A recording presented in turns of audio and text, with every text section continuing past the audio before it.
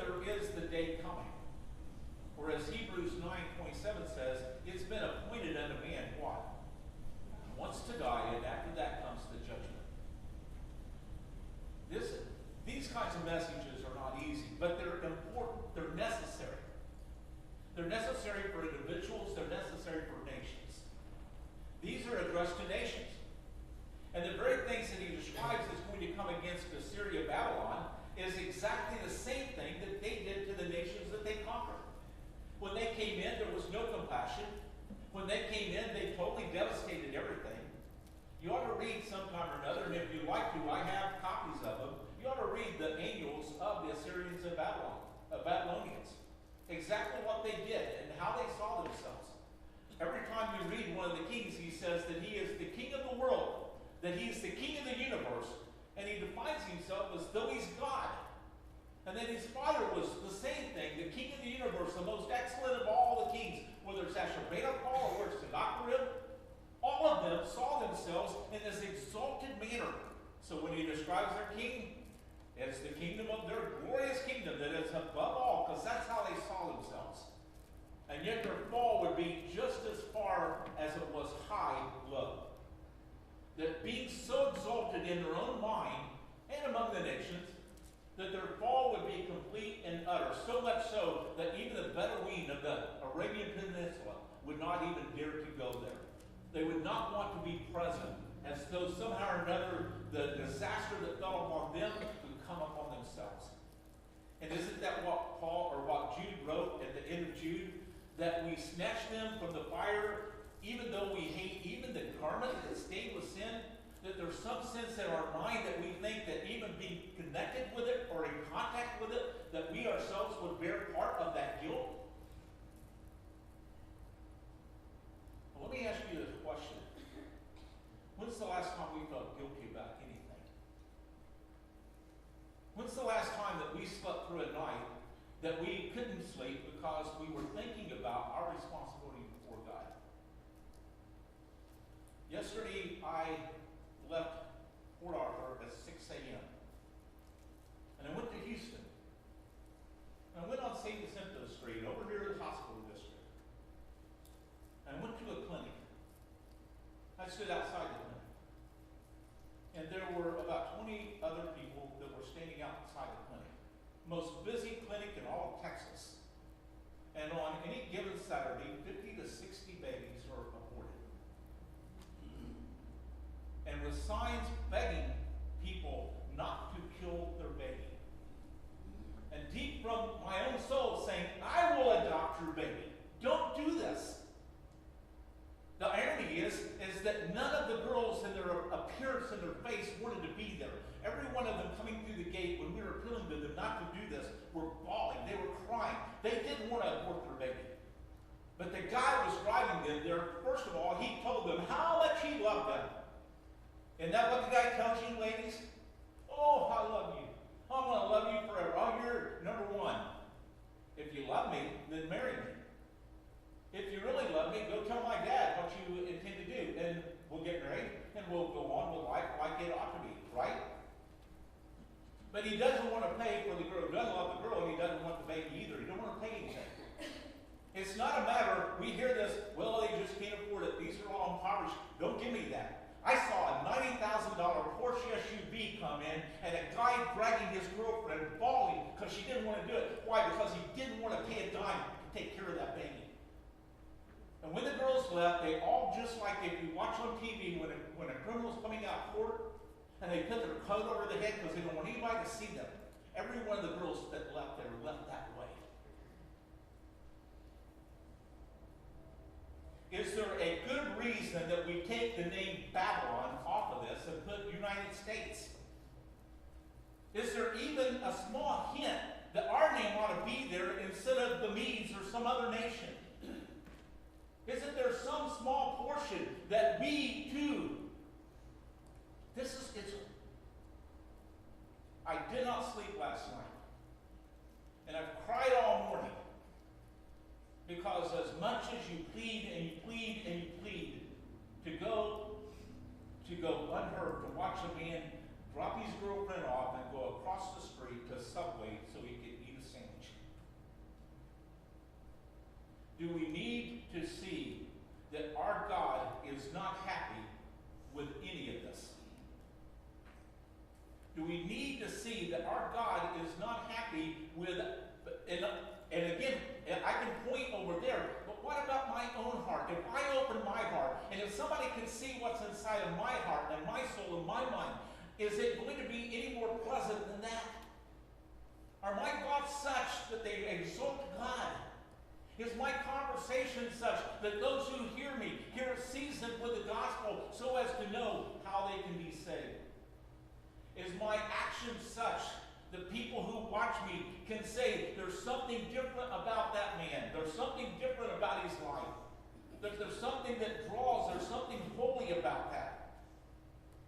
We ought to see ourselves, at least in some portion or part, in the very declaration that he makes against the Babylonians, because we are not Israel, are we? We're in the wrong part of the world, and we are a wrong people. We're not Israel. We're one of the nations. And again, like I just mentioned, chapters 13 all the way to chapter 35 of Isaiah, we've got that long section in both Ezekiel and in the book of Jeremiah where he addresses the nations. Do you think that the nations are going to be held accountable before God? And the answer is what? Yes. And are we going to have to stand before God? And the answer is what? Yes. Oh, but I'm a Christian. My sins are forgiven. Right? I'm a Christian. My sins are all forgiven. Right? They are. If we're right in saying that I'm a Christian. But I can tell you, I'm 7'2" tall, and I play quarterback for the Dallas Cowboys. And just because I said it, does it make it valid and true? How would you know that I'm the quarterback for the Dallas Cowboys? Come September, you'd see me on TV. I'd be the guy out there that's throwing the passes and calling the plays. You'd see me out there getting creamed when the line can't hold, and the defense is coming in there taking my head off. You'd see me on TV, wandering off and on a stretcher, going back because I'm all broken up and crushed, right? I mean, that's what you'd see. And if I was 7'2", I could stand down there and be as tall as I am right now. You can look and observe and say, well, those things aren't true, those aren't valid, but what about our life vindicates the fact that we would say we're a Christian? Is there anything at all that vindicates that? Is there something about my conversation, my actions, that define and say what he's saying about himself is true? And I'd like to take you for just a moment. Christians never called themselves that. It was never a title that they gave to themselves. That, oh, I'm a Christian. We do it. But it was never done in the first century. In the book of Acts, it wasn't something that they went around and said, oh, I'm a Christian. It was an accusation. And just like Peter when he was in the courtyard and Christ was being tried and he's there going between Caiaphas and Ananias' house. There in the courtyard. And the young lady looks at Peter and says, you're one of them. I can tell by your conversation. You were with him. And the whole time, Peter's not saying, oh yeah, I'm a Christian. What did he say? I don't know him. Am I right? Isn't that what he said? I don't know that man. It wasn't something they affirmed of themselves. It's something they were accused of. That they're a Christian. Why? Because they saw it in them. There's a day when you and I will stand before Jesus Christ. 1 Corinthians chapter 3 defines it as the judgment seat of Christ. And we will stand before Christ and give an accounting of our own self. We'll give an accounting of our life and our conversation, our thoughts. The things that are secret in our head, Christ already knows. And our actions, we can tell other people all that we're doing, but Christ knows them fully. Even as we're supposed to know him, he knows us even deeper. And he will test and try us. As with fire. Because that's how it's defined. There'll be wood, hay, and stubble, and there'll be gold and jewels and silver. And wood, hay, and stubble doesn't fare too well with fire, does it? But gold and precious jewels. In fact, when we talked to the disaster relief workers after Hurricane Harvey, they came from California and said, you know, it's much easier here. Because the fires come through and burn everything down. You just go through the rubble and you shake it off and you find the jewelry. You find the things that will last and they'll sustain through the fire, clean off the slab and rebuild. But down here you've got all of this mess because the water has come in, saturated everything. It says it's much easier for us to do disaster relief in California because of the fire than it is for the flood. There's a day that's coming. In fact, he says that the day is very near. That the day of the Lord, in verse 6, he says, well, for the day of the Lord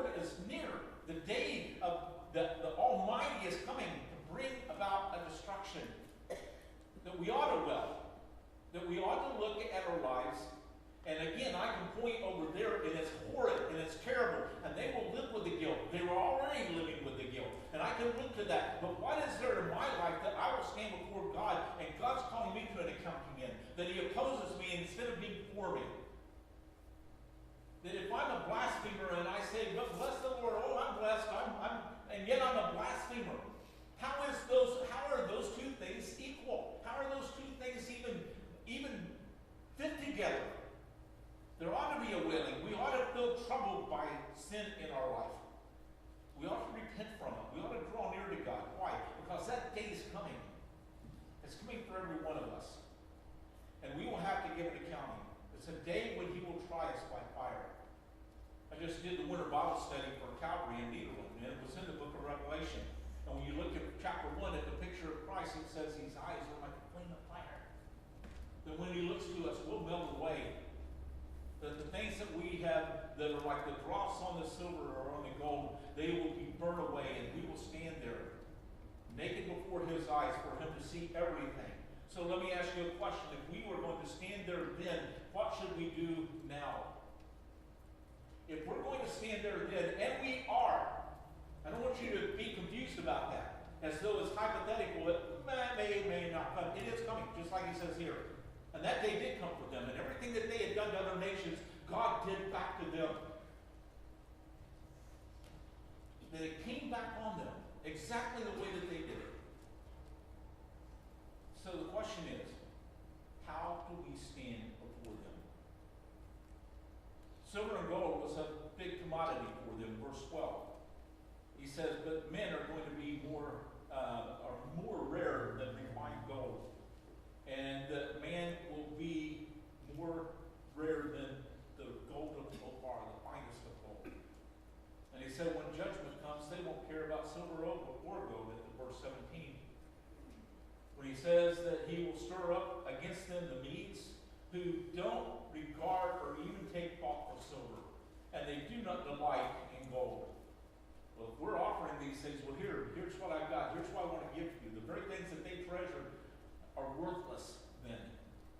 And the things that we treasure, the things that we hang on to, the things that we think are so valuable in our life, they aren't going to have any value at all before God, are they? But Lord, didn't I prophesy in your name? Didn't I do miracles in your name? And the Lord's going to say to them on that day, what? Depart from me, you who practice iniquity, because I didn't know you. But didn't I do this, and didn't I do that? And we give a list of all the things, and we're just like the Babylonians. Well, I've got gold, and I've got silver. Here, let me give you this.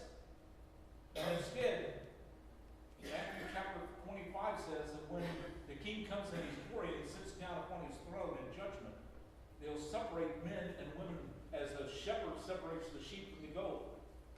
And He won't define them by the great things that they have, but rather by what they've done, or what they did and did not do. And I was naked and you clothed me, and I was hungry and you fed me, and I was in prison and you visited me.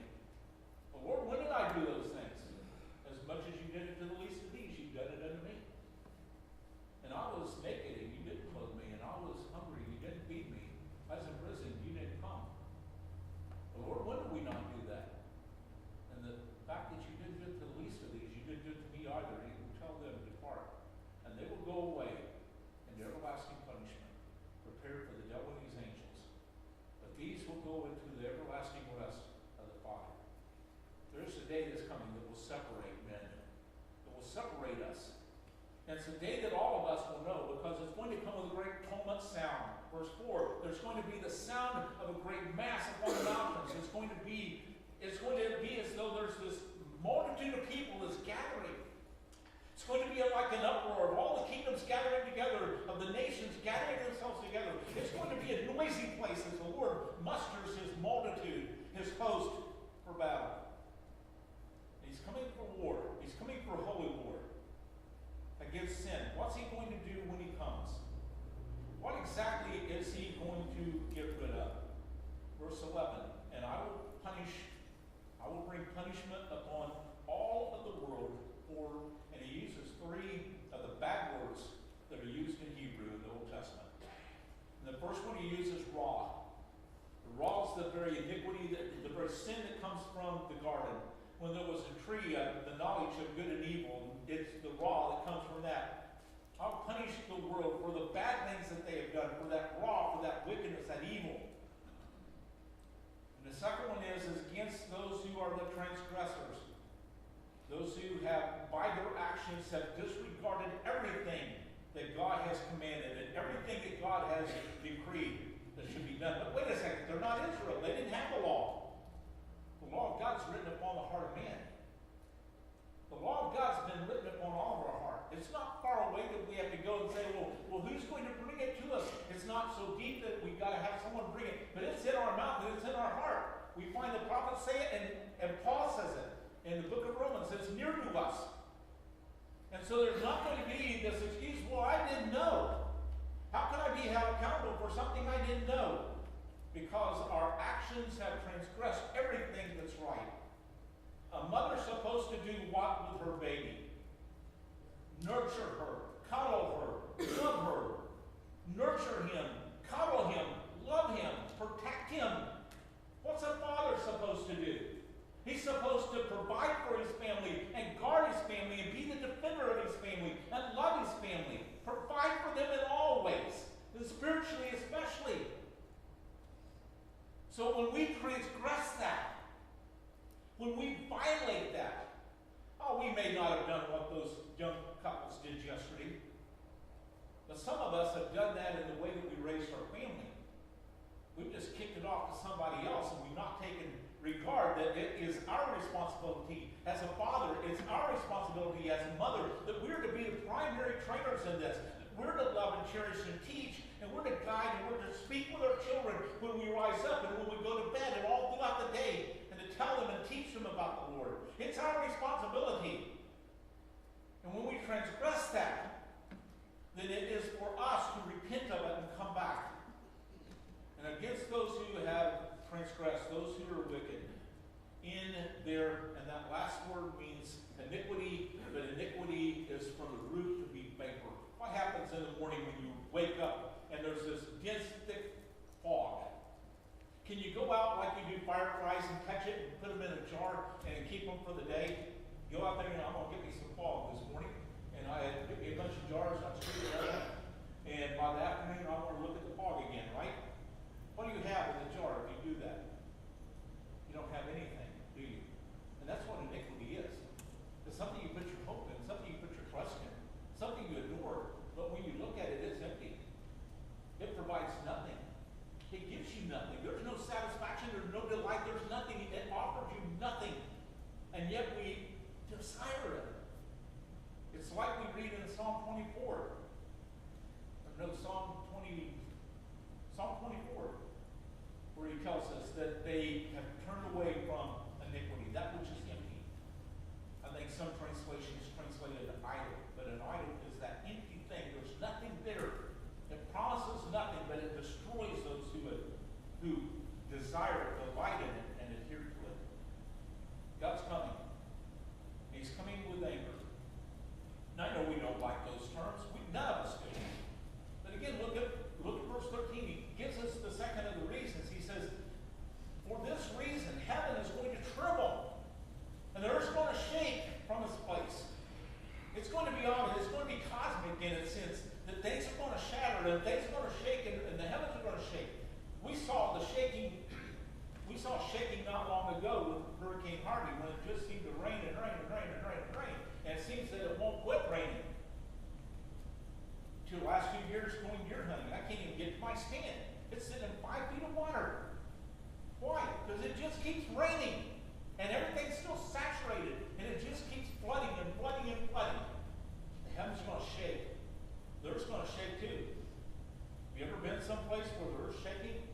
Jonathan, what's it like when an earthquake hits out in California, you're driving down the road, you think your truck's coming undone. You get out of the truck and it's still shaking. It's kind of unnerving, isn't it? And I know back in January, the morning we were leaving from San Cristobal, get up and it just felt nauseating. It just felt like kind of motion sickness. And I never get that. But looking at the Christmas tree over in the corner, the bulbs are just over there going like this. You know, they're just jangling over there. And what in the world's going on? Oh, it's an earthquake. You know, you're just sitting, you're not going like this. You're just sitting there, but your stomach is. And all your intestines, everything inside is just going kind of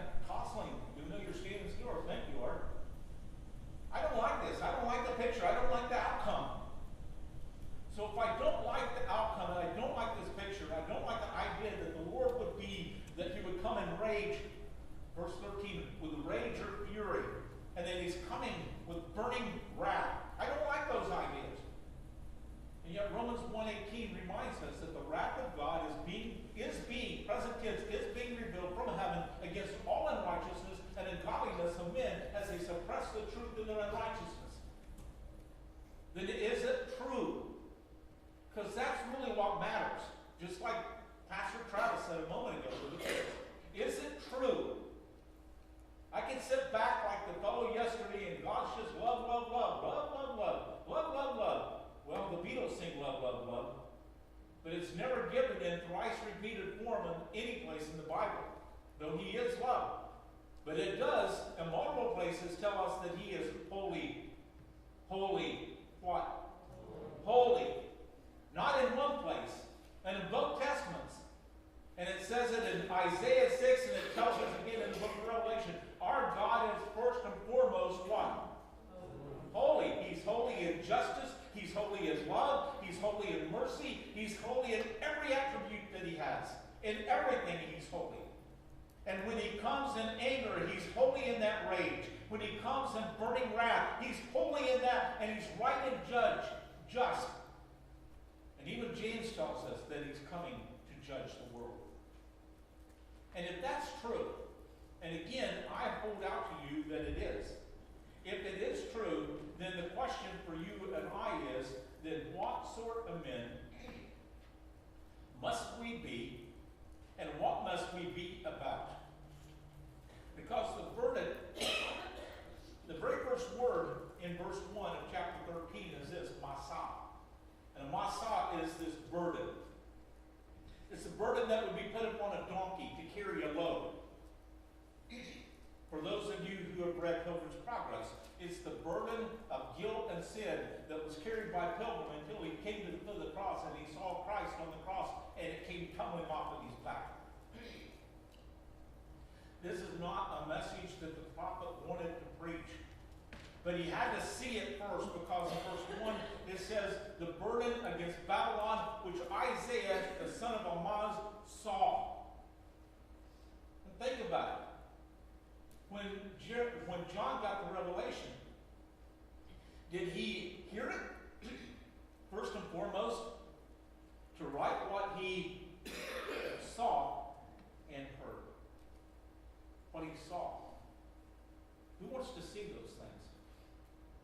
Who wants to see anything that comes from chapter 6 and goes through chapter 19? Who wants to see those things?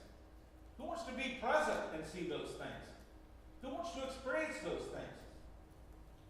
Who wants to experience the things that Isaiah sees concerning Babylon? Who wants to see that? No one does. But they did. And someone will. And their only way of escape is what? Jesus Christ. That we come to Christ. That we love Christ. That we adore Christ. That we come to Christ upon his cross and in his crucifixion. He's dead, buried, and resurrection. And we bow before the Lord and we confess our sin and ask for his forgiveness. And when we get up off our knees, we don't forget what it was we asked for. That when we get up off our knees, that we still love and adore him, and we still give our life to him, and we still follow him, that we come behind him to do what he asks, to hear from him, that it becomes our affection and desire. Now, close with this. In the New Testament, there's two words for discipleship. One's matheus. We get the word math from it, and it means to be a student. So a disciple is a student, one that's learning. But the other one is used to the disciples, and it's called akalutho. Akalutho means to come behind, to walk behind. Peter says in 1 Peter, he says that he has laid down for us a pattern that we're to follow. We're to be in his steps. Like a little child that follows behind his mother, that walks behind his mother, that comes behind him, we're to be walking with Christ. So that when we get up off our knees in repentance and confession of faith, that we walk behind him, that we are following after him.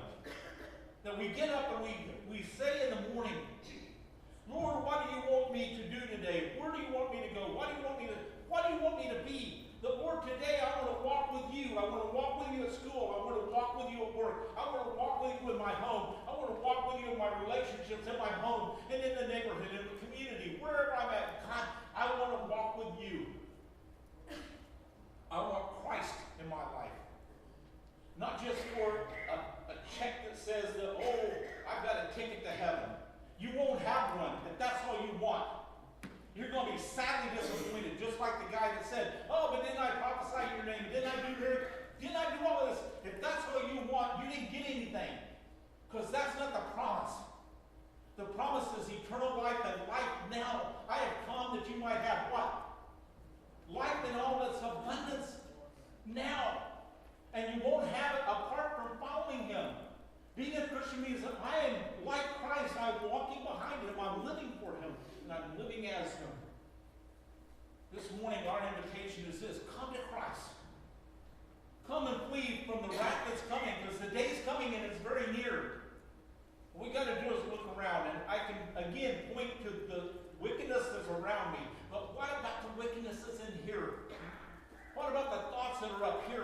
I need to come before God. And I need to ask God to wash me and cleanse me. And how does he do it? Well, Ephesians chapter 5 says, by the washing of the water with the word, that when we hear the word, we read the word, we keep the word, we memorize the word. Wherewithal shall a young man cleanse his ways? By taking heed to what? To thy word. I've hid it in my heart that I may not sin against thee. And if we aren't doing anything with it, then our life's going to be empty and hollow and a shell of what it ought to be. And again, we will be disappointed on that day when we have come with a ticket that leads us nowhere. When we come to a destination that will not take us where we thought we were going to go. Christ is asking us to walk with him, follow him. But we have to come to him first. We have to come to him in confession of our sins and in faith of Jesus Christ, and then to get up and to say, I will follow him. He looked at the men at the Sea of Galilee.